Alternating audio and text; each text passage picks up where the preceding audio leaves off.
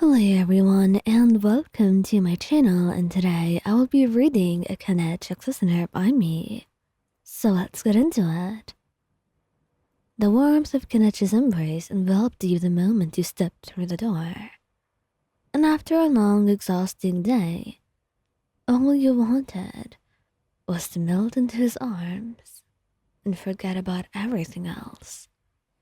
You barely had the energy to kick off your shoes before he was there, pulling you into a gentle hug. "You look tired," he murmured, his voice soft as he brushed a stray lock of hair away from your face. "Rough day?" You nodded, letting out a long, weary sigh. It felt like an eternity at work. Kenich's lips curled into a sympathetic smile as he led you to the couch. "Then don't think about it. Just rest," he said, guiding you to sit down next to him. The moment you sat down, you could feel the exhaustion pull you down heavier than before, and you leaned against him, your head resting on his shoulder as he wrapped an arm around you, his fingers tracing soothing circles on your back. The rhythmic motion lulled you, a calming contrast to the chaos of your day.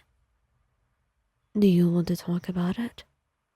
he asked softly, his voice gentle, patient. You shook your head, nuzzling closer to him. "No, I just want to be here, with you." Kenich's hand moved to your hair, running his fingers through it with a tenderness that made your heart swell. "Then you can stay right here, for as long as you want." You felt your body relax, the tension slowly melting away as you let yourself lean into his warmth. It was so easy to feel safe with him, to let go of everything when you were in his arms. The stress, the exhaustion, the worries, all of it faded when he was right here, holding you close. And before you knew it, your eyes began to flutter shut, a gentle rise and fall of his breathing, lulling you into a calm, drowsy state. To be quite honest, you really didn't plan or mean to fall asleep, but his warmth, his touch, it was all so comforting, so soothing, and after an exhausting day too, you couldn't help yourself. And Kinich noticed your breathing slow, the way your body became heavier against him. He glanced down, smiling softly, as he had realized you drifted off. "Looks like someone couldn't really stay awake," he whispered, though there was no trace of teasing in his voice, only fondness. He shifted slightly, adjusting his position so you were more comfortable. Your head now rested against his chest, and he draped a blanket over you, careful not to wake you. The weight of your body against his was comforting in its own way, a reminder of how deeply he cared for you, how much he loved seeing you at peace, and just how safe you felt with him. He continued to stroke your hair, his fingers gentle, tracing patterns on your scalp. The room was quiet, save for the soft sound of your breathing, and Kinich felt a sense of contentment wash over him. It wasn't often that he got to see you like this, calm, at ease, free from the burdens that the world placed on your shoulders. And when you were awake, you were always moving, always thinking, always working. You were always doing a lot of things, and you needed to rest, but it never came easy to you. So seeing you in this way, so serene and vulnerable, and finally resting, it made him wish he could keep this moment forever. Sleep well. You deserve it, he whispered, pressing a soft kiss to the top of your head. And you stared slightly at that, mumbling something incoherent.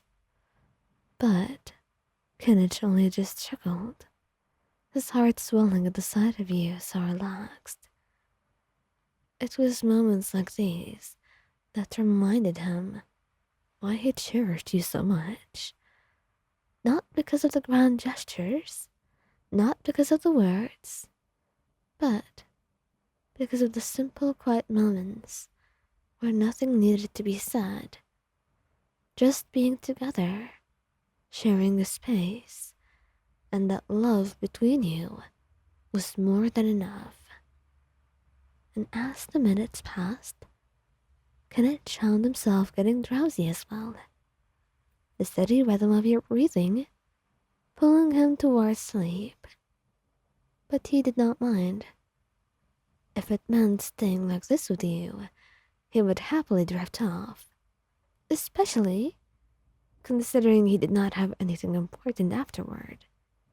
So it was an opportunity that he did not want to waste. And when he finally woke up, it was to the feeling of his fingers still running gently through your hair. You blinked groggily, lifting your head slightly to look at him. I'm sorry. I didn't mean to fall asleep on you, Kinich. He smiled gently, shaking his head. Don't apologize. I'm glad you did. You needed the rest. You yawned, stretching slightly as you moved to sit up, but Kinich's hand on your back kept you rather close.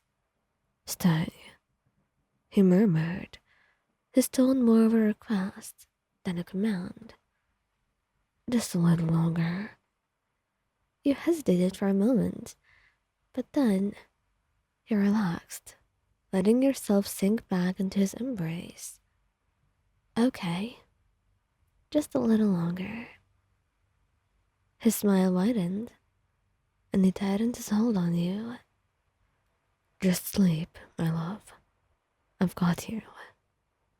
And with that, you closed your eyes once more, letting the warmth of his words and his touch lull you back into a deep slumber.